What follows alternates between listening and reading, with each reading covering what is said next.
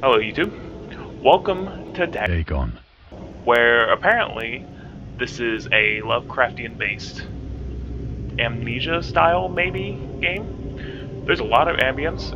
I've been really excited to play this. I've waited till it's dark outside. We have some nice lighting. And without further ado, I guess we're gonna jump right into it. This game can be found on Steam. It is free to play, free to download. So if you like what you see today, go to Steam, link in the description, download it and play for yourself. So without further ado, let's get started. Let's click start. Dagon is a faithful interactive adaptation of H.P. Lovecraft's work, focused on story and atmosphere. You will not find difficult choices, action sequences, or inventory management here, and movement is limited to processing through locations along with the plot. Where'd the ambience go? I am writing this under an appreciable mental strain, since by tonight I shall be no more. Let's jump right into it. How do I move? I'm assuming...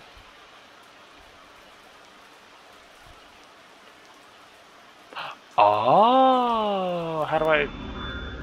Ooh, oh, there's gonna be reading. Got an achievement. What do you know? The Seeker. I am the Seeker. We're gonna be reading all of these because I feel like it. As to letters, my case is peculiar. I know English. I write such things exactly as easily and as rapidly as I would utter the same topics in conversation. Indeed. Oh, I didn't pass college. I didn't go to college. I'm sorry if I'm being disrespectful. I just don't know some of these words. You can read the... I was reading that. Alright, well, let's, Penniless, and at the end of my supply of the drug which alone makes life endurable, I can bear the torture no longer, and shall cast myself from this garret window into the squalid street below. Okay, so apparently there's a massive trigger warning. Before I go any further, if you are sensitive to topics such as this, avoid. I won't be mad. Let's keep going. Do not think from my slavery to morphine that I am a weakling or a degenerate. When you have read these hastily scrawled pages, you may guess, though never fully realize, why it is that I must have forgetfulness or death. This is very deep.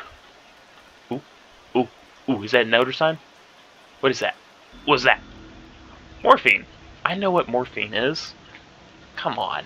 I passed college. Morphine entered into use in the 19th century and was routinely administered to treat severe pain during the American Civil War from 1861 to 1865 and World War I from 1914 to 1918. It was also sold without restrictions until 1914. Morphine became more popular after the invention of the hypodermic syringe around 1954. Frederick Sertner, who first isolated the substance, originally named in Morphium. Okay. After Morpheus, the Greek god associated with dreams. At the time when Dagon was published, morphine abuse, known as soldier's disease, already posed a big problem in the United States. The more you know. What's this? Am I writing? I'm writing. Let's write. What are we writing? It was in one of the most open and least frequented parts of the broad Pacific that the packet of which I was supercargo fell a victim to the German sea raider.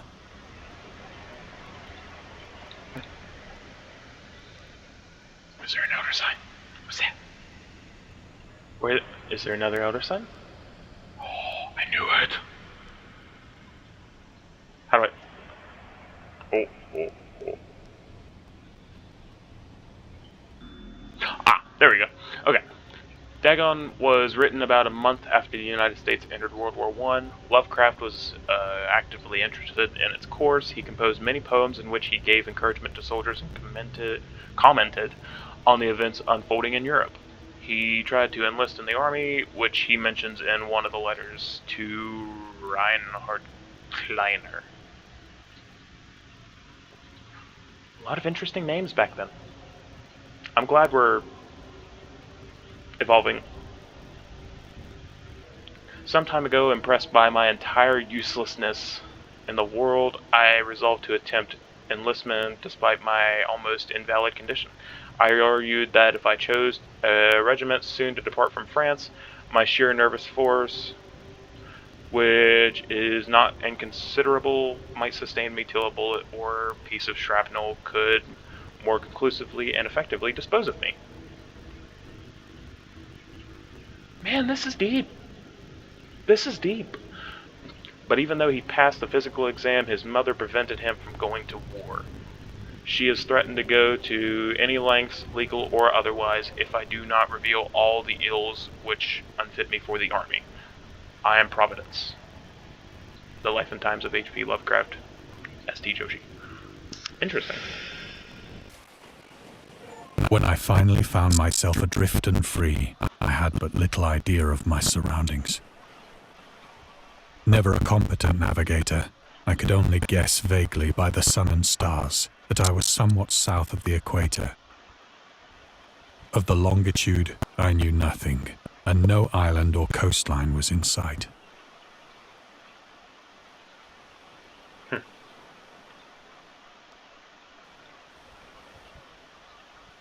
This game is very pretty. Like, wow, this is pretty. I don't know if it's coming across through the recording, but this is very pretty. Let's just keep going. The weather kept fair, and for uncounted days I drifted aimlessly beneath the scorching sun, waiting either for some passing ship or to be cast on the shores of some habitable land. Wow.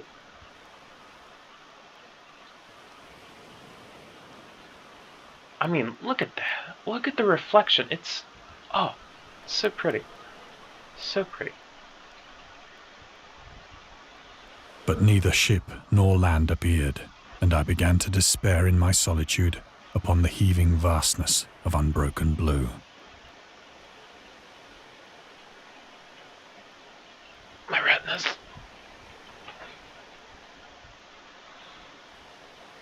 The change happened whilst I slept. Its details I shall never know. For my slumber, though troubled and dream-infested, was continuous.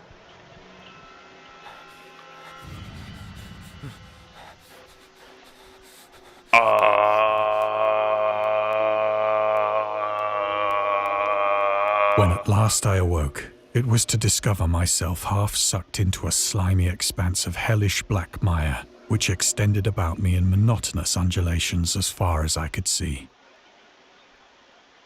and in which my boat lay grounded some distance away. Though one might well imagine that my first sensation would be of wonder at so prodigious and unexpected a transformation of scenery, I was in reality more horrified than astonished. Me too, me too. For there was in the air, and in the rotting soil, a sinister quality which chilled me to the very core. The region was putrid with the carcasses of decaying fish, and of other, less describable things which I saw protruding from the nasty mud of the unending plain. Perhaps I should not hope to convey in mere words the unutterable hideousness that can dwell in absolute silence and barren immensity. There was nothing within hearing, and nothing in sight save a vast reach of black slime. Yet the very completeness of the stillness and the homogeneity of the landscape oppressed me with a nauseating fear. The sun was blazing down from a sky which seemed to me almost black in its cloudless cruelty, as though reflecting the inky marsh beneath my feet. This is crazy. Look at that. Oh. I mean, I know, like, Lovecraft thing is, like, Cthulhu, but, like... Ooh.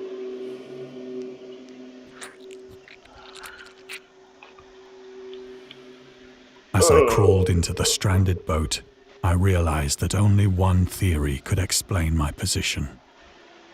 Through some unprecedented volcanic upheaval, a portion of the ocean floor must have been thrown to the surface, exposing regions for which innumerable millions of years had lain hidden under unfathomable watery depths. What is that? Oh. What is happening? So great was the extent of the new land which had risen beneath me that I could not detect the faintest noise of the surging ocean, straining my ears as I might. Nor were there any seafowl to prey upon the dead things. So it's like a sea of dead? Is that what you're telling me? Well, I don't know if I could say that on YouTube. A sea of unalive. For several hours I sat thinking or brooding in the boat, which lay upon its side and afforded a slight shade as the sun moved across the heavens. Oh. Go back, son. Go away. As the day progressed, the ground lost some of its stickiness and seemed likely to dry sufficiently for traveling purposes in a short time. Well, that's good. That night I slept but little, and the next day I made for myself a pack containing food and water, preparatory to an overland journey in search of the vanished sea and possible rescue. You might be searching for a vanished sea, but I'm trying to search for things that might unalive me.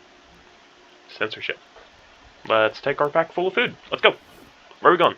On the third morning, I found the soil dry enough to walk upon with ease. Good. That's... What is this? What is happening? The odor of the fish was maddening, but I was too much concerned with graver things to mind so slight an evil, and set out boldly for an unknown goal. Oh, do I get to move? I do not. Okay. That's fine. Oh. All day I forged steadily westward, guided by a faraway hummock which rose higher than any other elevation on the rolling desert. Right. Right. Right. What is that? What is that? What is that? Oh, that's a whale. What? Are these seriously things that live in the ocean? Ugh. I'm so sorry. God, the noise. That night I encamped, and on the following day still travelled toward the hummock, though that object seemed scarcely nearer than when I had first espied it. Is it moving?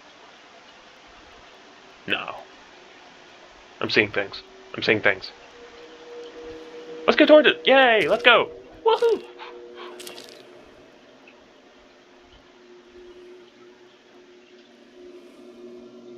By the fourth evening, I attained the base of the mound, which turned out to be much higher than it had appeared from a distance. That's for certain. An intervening valley setting it out in sharper relief from the general surface.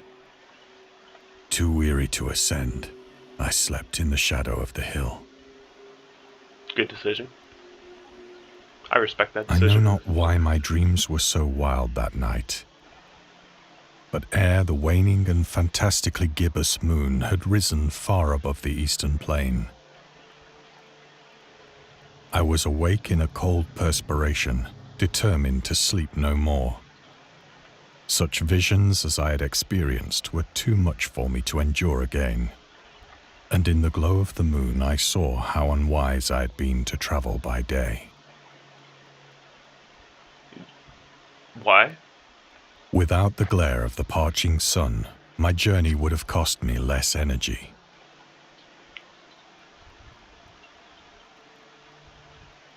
Indeed, I now felt quite able to perform the ascent which had deterred me at sunset. Let's go! Picking up my pack, I started for the crest of the eminence. Santa Clausy went to town. However that song goes. I have said that the unbroken monotony of the rolling plain was a source of vague horror to me. But I think my horror was greater when I gained the summit of the mound and looked down the other side into an immeasurable pit or canyon. whose black recesses the moon had not yet soared high enough to illumine. Oh. I felt myself on the edge of the world, Uh-huh. peering over the rim into a fathomless chaos of eternal night. Through my terror ran curious reminiscences of Paradise Lost. Is that a reference? And of Satan's hideous climb through the unfashioned realms of darkness. As the moon climbed higher in the sky, I began to see that the slopes of the valley were not quite so perpendicular as I had imagined. What, are we just gonna jump down? Ledges and outcroppings of rock afforded fairly easy footholds for a descent. Time out. What is that? What is that? Whilst Accidentally. I'll read this one myself.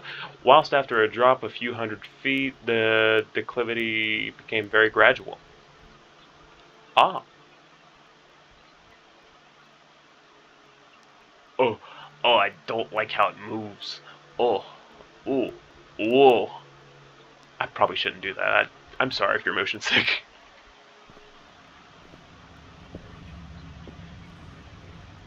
urged on by an impulse which I cannot definitely analyze, I scrambled with difficulty down the rocks and stood on the gentler slope beneath, gazing into the Stygian deeps, where no light had yet penetrated. Oh, there's a little. All at once, my attention was captured by a vast and singular object on the opposite slope, which rose steeply about 100 yards ahead of me. An object that gleamed whitely in the newly bestowed rays of the ascending moon. Well, let's go towards it.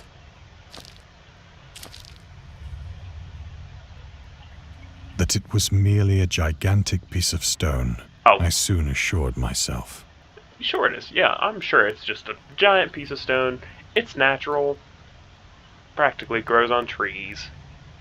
Oh, I forgot I could zoom. But I was conscious of a distinct impression that its contour and position... I clicked through it again, but I was conscious of a distinct impression that its contour and position were not altogether the work of nature. Yeah, it is. A closer scrutiny filled me with sensations I cannot express. I was about to ask, what do you mean? He said he can't. Moving on. Let's go. For despite its enormous magnitude and its position in an abyss which had yawned at the bottom of the sea since the world was young, I perceived beyond a doubt that the strange object was a well-shaped monolith, whose massive bulk had known the workmanship and perhaps the worship of living and thinking creatures. At the bottom of the sea? Right. Dazed and frightened, yet not without a certain thrill of the scientist's or archaeologist's delight, I examined my surroundings more closely. And so we shall.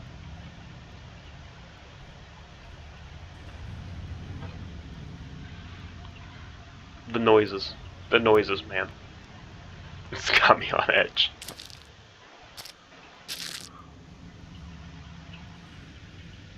Water. The moon, now near the zenith, shone weirdly and vividly above the towering steeps that hemmed in the chasm. Whoa. And revealed the fact that a far-flung body of water flowed at the bottom, winding out of sight in both directions and almost lapping my feet as I stood on the slope. You probably shouldn't stand so close to the water, my man. You don't know how deep it is. Across the chasm, the wavelets washed the base of the Cyclopean monolith. Definition.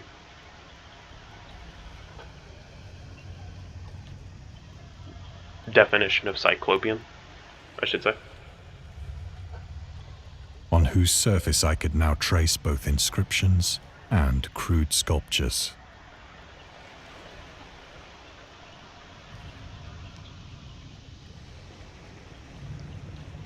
The writing was in a system of hieroglyphics unknown to me and unlike anything I'd ever seen in books. Consisting for the most part of conventionalized aquatic symbols such as fishes, eels, octopi, crustaceans, mollusks, whales, and the like. Several characters obviously represented marine things which are unknown to the modern world, but whose decomposing forms I had observed on the ocean-risen plain. It was the pictorial carving, however, that did most to hold me spellbound. What was it? Ooh! What's that? Storytelling methods. Dagon contains many themes and storytelling methods that Lovecraft developed in his later works, such as telling the story through carvings, At the Mountains of Madness, The Nameless City, Journals and Characters' Notes, The Shadow Out of Time, The Haunter of the Dark, Islands Emerging from the Ocean, The Call of Cthulhu, or fictional beings and deities based on real events and mythologies. It's also considered the origin of the popular Cthulhu mythos. Hey! Full circle. Some of Lovecraft's other stories also conclude in a manner similar to Dagon, but let's skip the details in order not to spoil the ending. Let's. No spoilers. I see you. You're gonna spoil it. You were about to type in the comment section and spoil the entire game. Well, don't. Unless you want to, I mean. But don't. I know you. Let's keep going. Plainly visible across the intervening water, on account of their enormous size, were an array of bas-reliefs whose subjects would have excited the envy of a doré. I think that these things were supposed to depict men, at least a certain sort of men. Though the creatures were shown disporting like fishes in the waters of some marine grotto, or paying homage at some monolithic shrine which appeared to be under the waves as well. The one we're at? Of their faces and forms I dare not speak in detail. But let's just keep going. Oh, whoa. For the mere remembrance makes me grow faint. Oh, okay. Grotesque beyond the imagination of a Poe or a Bulwer. They were damnably human in general outline, despite webbed hands and feet, shockingly wide and flabby lips, glassy, bulging eyes, and other features less pleasant to recall. Curiously enough, they seemed to have been chiseled badly out of proportion with their scenic background, for one of the creatures was shown in the act of killing a whale, represented as but little larger than himself. I remarked, as I say, their grotesqueness and strange size, but in a moment decided that they were merely the imaginary gods of some primitive fishing or seafaring tribe. Story over. It's just some sort of shrine. It's alright. Some tribe whose last descendant had perished eras before the first ancestor of the Piltdown or Neanderthal man was born. That's a long time ago. I know history.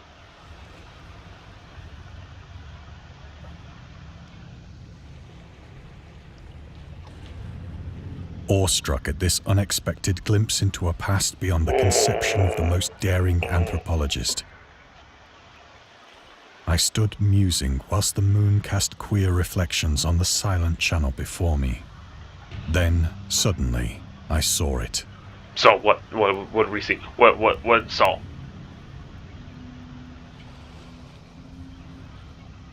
With only a slight churning to mark its rise to the surface, the thing slid into view above the dark waters.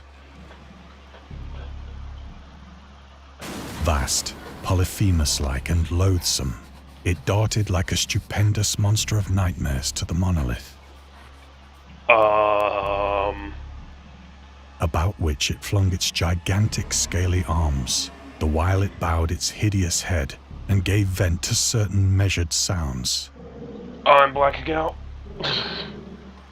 Oh.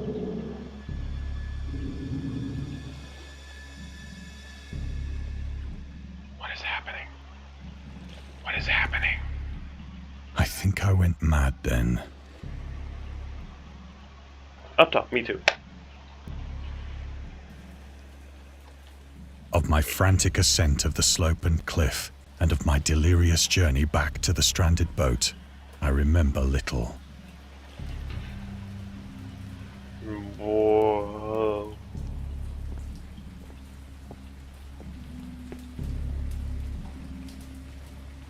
I believe I sang a great deal and laughed oddly when I was unable to sing. You don't think you took like a certain,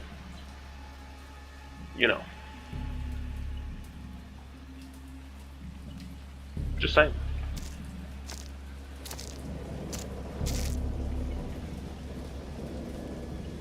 I have indistinct recollections of a great storm sometime after I reached the boat. At any rate, I know that I heard pearls of thunder and other tones which nature utters only in her wildest moods. Right? Ooh. I'm not the one moving anymore. When I came out of the shadows, I was in a San Francisco hospital, brought thither by the captain of the American ship which had picked up my boat in mid-ocean.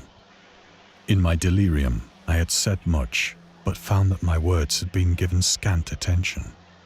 Of any land upheaval in the Pacific, my rescuers knew nothing, nor did I deem it necessary to insist upon a thing which I knew they could not believe.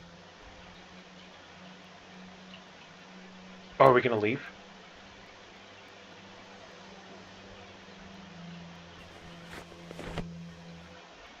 Once I sought out a celebrated ethnologist and amused him with peculiar questions regarding the ancient Philistine legend of Dagon, the fish god. Forgive me now for calling it Dagon. I probably should have known it was called Dagon.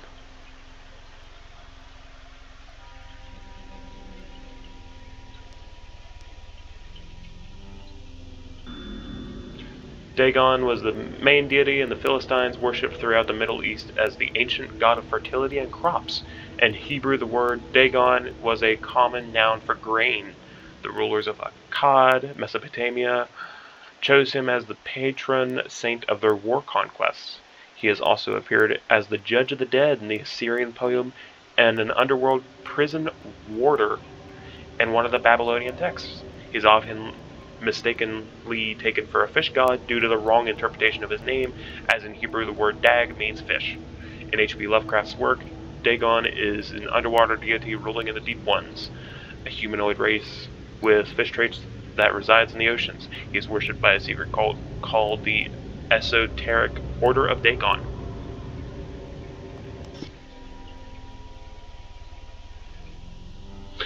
Right. I think we're going to have to leave it here. I am unfortunately out of time, so I will pick this up in another episode. So thank you everybody so much for watching this episode. This has been incredibly interesting, and I want to see this through to the end. So, thank you again, and if you want to play this, link will be down in the description. You can skip ahead fully. It's not going to hurt my feelings, but if you want to watch me play some more, click the subscribe button down below. Give this video a like, comment even. That will help me greatly, support the channel, and support more content like this. So, I'm getting out of here. Thank you again for watching, and stay tuned for more.